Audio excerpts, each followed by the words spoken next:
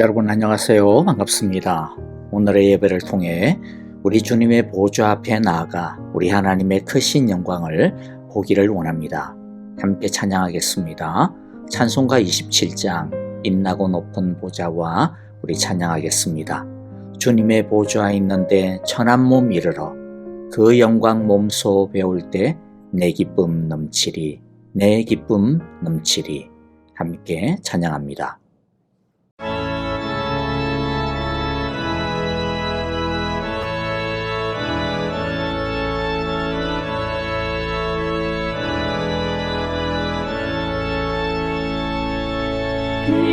빛나고 높은 보좌와 그 위에 앉으신 주 예수 얼굴 영광이 해같이 빛나네. 해같이 빛나네. 지극히 높은 위엄과 한없는 자비를 우천사 소리하여 늘 찬송드리네.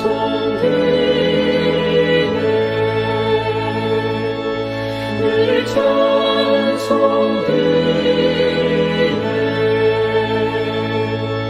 영죽을 나를 살리려 그 영광 떠나서 그 부끄러운 십자가 날 위해 지셨네. 날 위해 지셨네. 나 이제 생명 있음은 주님의 은혜요. 저 사망 권세 이기니 그는 기쁨 넘치네. 그는 기쁨 넘치네. 주님의 보좌 있는데 천한 몸 이르러 그 영광 몸소 배울 때 내 기쁨 넘치리. 내 기쁨 넘치리.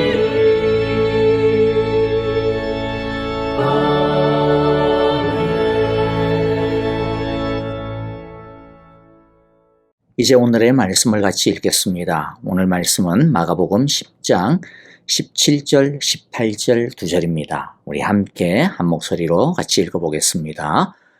예수께서 길을 떠나시는데 한 사람이 달려와서 그 앞에 무릎을 꿇고 그에게 물었다. 선하신 선생님, 내가 영원한 생명을 얻으려면 무엇을 해야 합니까? 예수께서 그에게 말씀하셨다. 어찌하여 너는 나를 선하다고 하느냐? 하나님 한 분밖에는 선한 분이 없다. 아멘. 자, 오늘의 말씀을 통해서 예수님은 신실한 제자의 삶, 제자의 길, 제자도에 관한 말씀을 이어가시는데요. 오늘 우리에게 주시는 신실한 제자의 삶, 제자의 길이 무엇인지 함께 배우며 또 주님이 가르쳐 주신 그 제자의 길을 따라 살아가기를 원합니다. 이번에 우리가 살펴볼 이야기는 사실 17절부터 31절까지 이어지는 어느 부자의 고민과 갈등에 대한 이야기입니다. 이 부자의 이야기에서 우리가 좀 돌아보고 배워야 하는 것들이 많기 때문에 오늘과 내일 두 번에 나누어서 좀 살펴보려고 합니다. 오늘은 17절, 18절을 중심으로 예수님을 찾아온 이 부자의 태도와 자세를 통해 예수님의 제자된 우리에게 주시는 제자도의 교훈이 무엇인지 함께 살펴보고 배워보고자 합니다. 자, 먼저 17절에 보면 어떤 사람이 예수님에게 달려와서는 예수님 앞에 무릎을 꿇는 장면을 우리가 보게 되죠. 이 사람은 부자였습니다. 부자는 지금 길 한복판에서 예수님에게 무릎을 꿇었습니다.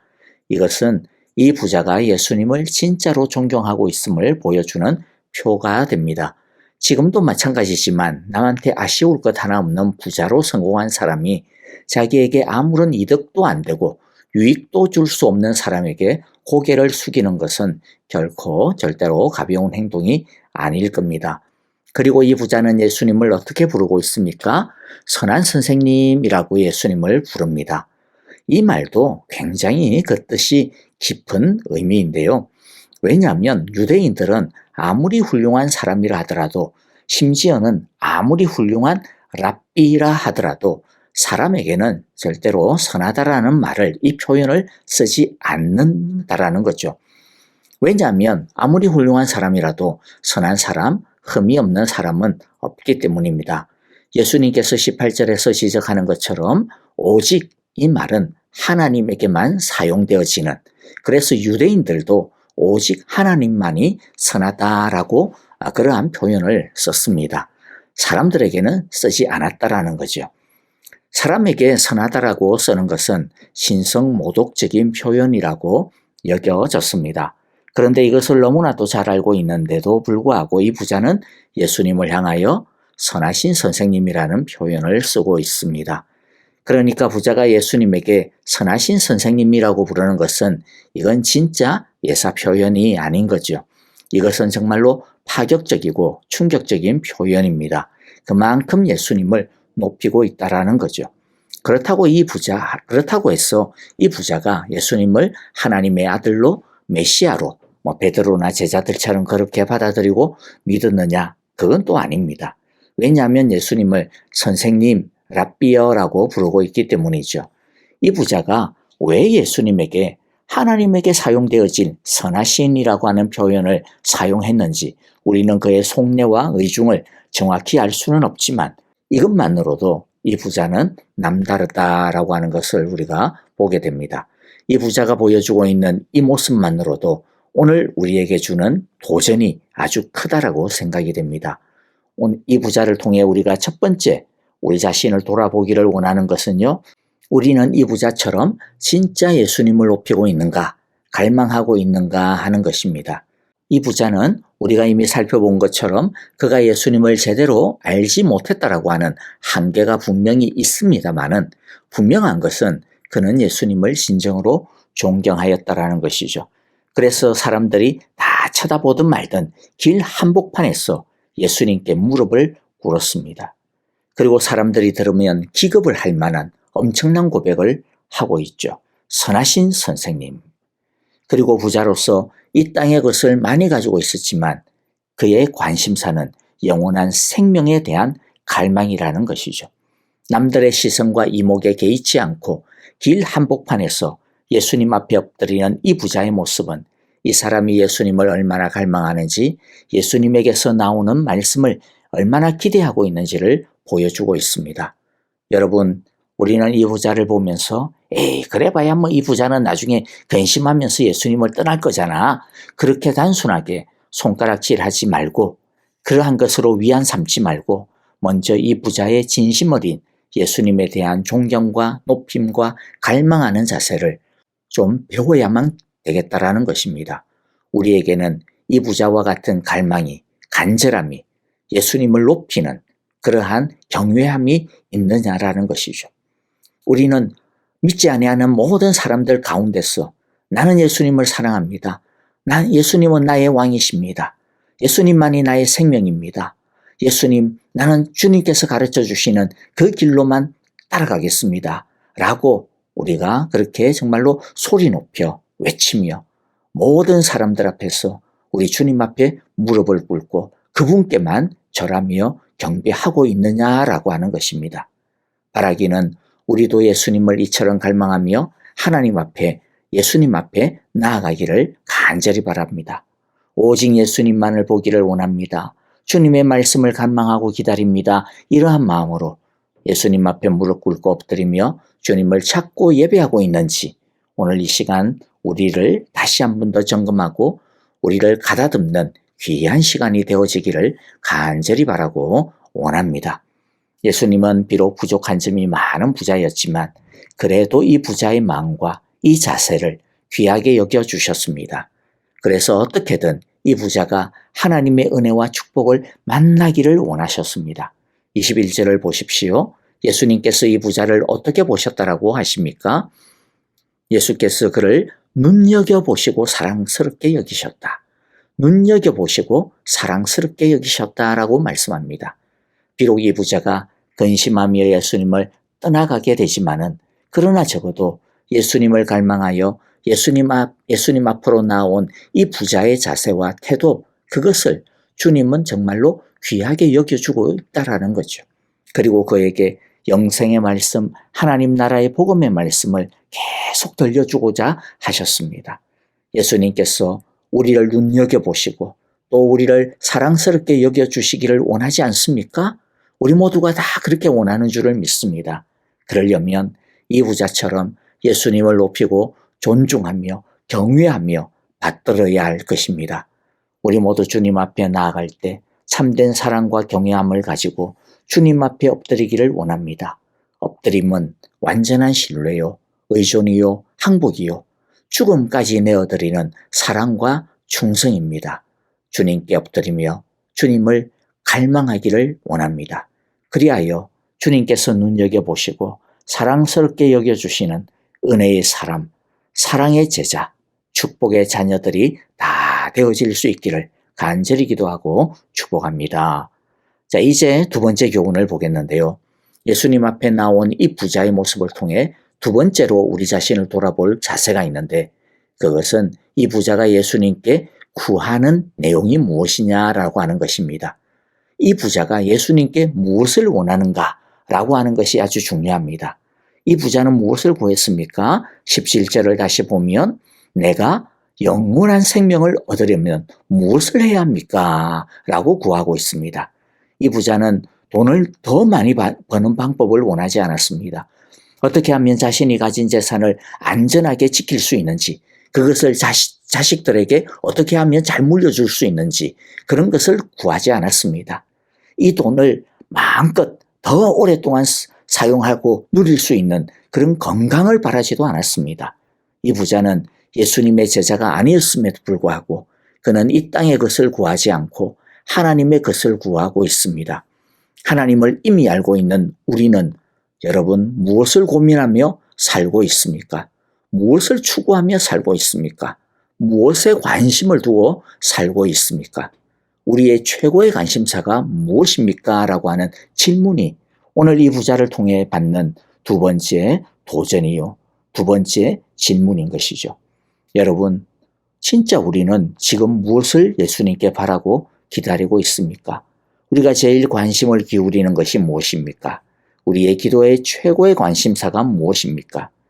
이 부자의 관심사가 무엇이었다고요? 어떻게 하면 영원한 생명을 가질 수 있을까라고 하는 것입니다. 영적인 것에 그의 관심이 꽂혀 있었습니다. 물론 이 이야기를 끝까지 가보면 이 부자의 영원한 생명에 관한 관심이 불완전하다라고 하는 것을 우리가 보게 됩니다. 하지만 그의 의도나 본심이 불완전하다라고 해서 그의 모습 전체를 다 가짜야, 틀렸어 라고 매도해버리고 묻어버리는 것은 어쩌면 우리 마음이 편하자라고 이 부자가 주는 도전을 애써 외면하려고 하는 것이 아닌가라는 생각이 듭니다. 내일은 이 부자가 가지고 있었던 한계, 불완전함을 통해 우리가 올바르게 도전을 받을 것입니다. 오늘은 대신 이 부자의 질문, 어떻게 해야 영원한 생명을 가질 수 있습니까? 얻을 수 있습니까? 라고 하는 이 질문에 집중을 했으면 합니다. 우리가 예수님께 구해야 하는 가장 중요한 것은 이 부자가 구하였던 것처럼 영원한 생명이어야 합니다. 물론 이미 예수 믿는 우리들은 이미 영원한 생명을 가지고 살고 있습니다. 영원한 생명은 절대로 죽은 다음에 우리가 얻게 되는 생명이 아닙니다. 영원한 생명은 예수를 믿음으로써 우리가 하나님 안에 거하게 될 때 하나님께서 우리에게 주신 새로운 영적인 생명입니다. 우리는 지금 여기서 이미 하나님 안에 있는 참 생명의 소유자, 영원한 생명의 소유자가 되었습니다. 그런데 더 중요한 게 무엇입니까? 자신이 이미 영원한 생명으로 살고 있음에도 불구하고, 가지고 있음에도 불구하고 영원한 생명을 가지고 있는지를 모르고 산다라고 하는 것이죠. 영원한 생명과 상관없이 그저 이 육신의 생명에 갇혀서 이 육신의 생명만을 걱정하고 염려하고 갈망하고 추구하며 산다라는 것입니다. 이 영원한 생명이 없으면 모르겠는데, 이 영원한 생명과 상관이 없으면 모르겠는데, 영원한 생명을 가지고 있는데도 불구하고 자신이 영원한 생명을 가지고 있는지조차도 모르고 살고 있고, 또 심지어는 구원을 얻는 즉시 우리는 영원한 생명을 가지고 있는 사람이야 라고 하는 것에 대해 배워서 알고는 있지만 그것을 완전히 까먹고 살고 있고 동떨어져서 살고 있다는 것이 문제입니다. 그래서 맨날 추구하는 것이 무엇을 먹을까, 무엇을 입을까, 무엇을 마실까, 어디서 살까, 이런 유의 것들. 예수님께서 말씀하신 표현을 빌리면 그런 것은 어떤 거라고요? 이 세상 사람들이 걱정하는 것들이다 라고 표현하지 않았습니까? 이 세상 사람들이 걱정하는 것과 똑같은 것들만 걱정하며 또 추구하며 살고 있다는 것이죠. 예수 믿는 우리들의 관심사가 이 땅의 것에만 팔려 있다는 것이 문제인 것입니다. 이 부자는 영원한 생명이 무엇인지 우리처럼 알지도 못하는 사람이었습니다. 완전 잘못 알고 있는 사람이었습니다. 그런데 이 부자는 그럼에도 불구하고 그는 무엇을 추구하는 사람이었습니까? 이 땅의 것이 아니라 영원한 생명을 추구하는 사람이었습니다. 예수님의 표현을 빌리면 하나님의 나라와 그 의를 추구하는 삶이 그의 관심사였습니다. 여러분, 우리의 관심을 영원한 생명에, 영원한 나라에, 영원한 하나님에게 두며 살아야 하지 않겠습니까? 우리의 관심이 이 땅의 것이 아닌 영원한 하나님의 나라가 되어지기를 간절히 바랍니다. 이런 사람을 주님은 눈여겨보시고 사랑스럽게 여기신다라고 아까 우리가 살펴보았던 21절에서 말씀하지 않았습니까? 예수님은 이 부자의 이런 모습을 어떻게 보시고 어떻게 인정해 주셨다고요? 눈여겨보시고 사랑스럽게 여기셨다.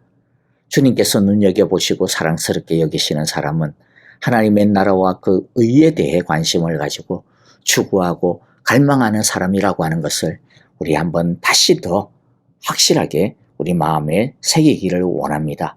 말씀을 정리합니다. 우리는 이미 영원한 생명을 가지고 있고, 아니 이미 영원한 생명으로 살고 있는 사람들입니다. 그러므로 우리는 이렇게 주님께 구하여야 할 것입니다. 주님, 영원한 생명으로 살고 싶습니다. 영원한 생명을 가지고 있는 것만이 아니라 진짜 영원한 생명의 생명력으로 살고 싶습니다. 영원한 생명을 가지고 있지만 여전히 이 땅의 생명만을 구하고 이 땅의 양식만을 구하고 이 땅의 것만을 구하고 또 그것으로 인해 염려하며 살고 있는 저를 주여 불쌍히 여겨 주십시오. 하나님 안에서 영원한 생명력의 능력과 풍성함을 누리며 살게 하여 주옵소서. 살겠습니다. 도와주십시오. 우리 모두 이렇게 구하기를 원합니다. 하나님의 나라와 그 의를 구하는 것이 우리의 가장 중요하고 첫 번째 갈망이요, 첫 번째 관심사가 될 수 있기를 간절히 바랍니다. 그리하여 주님께서 우리를 눈여겨보시고 사랑스럽게 여겨주시는 귀한 은혜와 사랑을, 축복을 주님께서 약속하셨듯이 하나님의 나라와 그 의를 구하는 자에게 주시는 이 모든 것을 더하여 주시는 은혜의 풍성함을 매일매일 체험하며 살아가기를 간절히 기도하고 축복합니다. 이제 우리 함께 오늘의 말씀을 마음 가운데 다시 새기면서 기도하고 이제 찬양하기를 원합니다.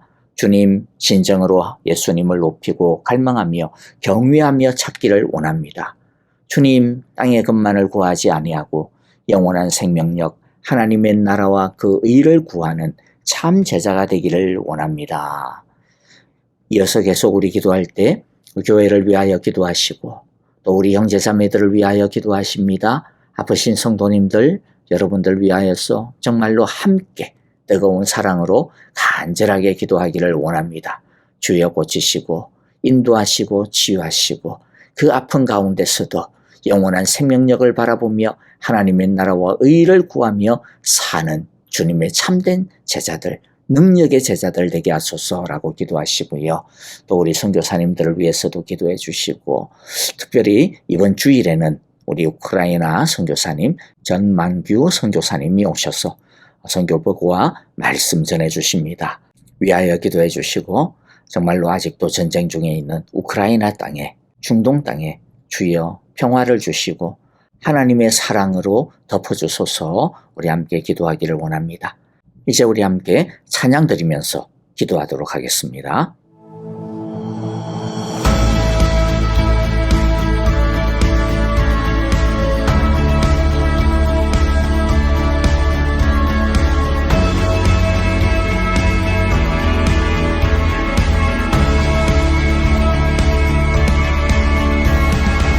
전능하신 주 놀라운 사랑 죄와 사망을 물리치셨네. 영광의 주님 만왕의 왕 예수, 온 땅 흔드는 주님의 위엄, 모든 만물이 주를 경배해. 영광의 주님 만왕의 왕 예수, 놀라우신 은혜, 완전하신 사랑, 나의 죄 위하여 십자가 지신 주, 생명을 주시고 자유케 하셨네. 오, 예수의 나신 모든 일 찬양해. 놀라우신 은혜, 모든 문제 다스리시 고아의 우리 찬양 삼으신 영광의 주 만왕의 왕 예수, 공의와 진리 다스리시 태양보다 밝게 빛나 영광의 주 만왕의 왕 예수, 놀라우신 은혜, 완전하신 사랑, 나의 죄 위하여 십자가 지신 주, 생명을 주시고 자유케 하셨네. 예수의 가신 모든 일 찬양해.